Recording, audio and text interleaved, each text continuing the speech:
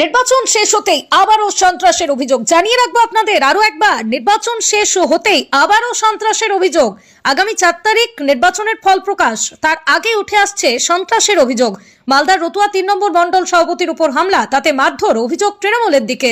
তাও তাকে উদ্ধার করে আনা হয়েছে মালদা মেডিকেল কলেজ হাসপাতালে। খবর পেয়ে হাসপাতালে দেখতে মালদা উত্তরের বিজেপি সাংসদ খগেন মুর্মু পৌঁছে যান। আহতের পরিবারের অভিযোগ, নির্বাচনের সময় থেকেই তার উপর নজরদারি চালাচ্ছিল। আজকে স্থানীয় মন্দিরে বসেছিল, সেই সময় হামলা চালানো হয়। মাথায় পিঠে গুরুতর আঘাত লেগেছে, অভিযোগ তৃণমূলের দিকেই। আপনার স্বামীকে আগে থেকে ভোটের আগে থেকেই টার্গেট করেছিল ওরা টিএমসির দ্বারা বিজেপি করে।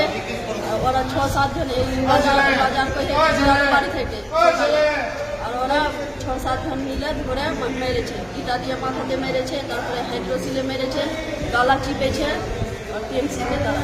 কারা ছিল মানে? ওরা ওখানকারই বাড়ি আছে। আপনার স্বামী কি করে? বিজেপিরই ভোটের আগে কিছু বলেছিল কে? না, ও কিছু বলেনি, ও রাস্তা দিয়ে যাওয়া আসা করে। মানে হুমকি দিয়েছিল? কি বলেছিল? ওরা কয়েছিল কি তোরা এই বিজেপি করছিস, তোরা ভালো হবে না, এটা বহু ওরকম কথা কয়েছিল। কি দিয়ে মেরেছে আজকে? আজকে ইটে দিয়ে মেরেছে, তারপরে হাইড্রোসিলে মেরেছে, গালা চিপে দিয়েছে। আর কোথায় আছে? এখন এখানে ভর্তি করা হয়েছে। পুলিশকে জানিয়েছেন? পুলিশকে জানিয়েছেন? কি নাম আপনার?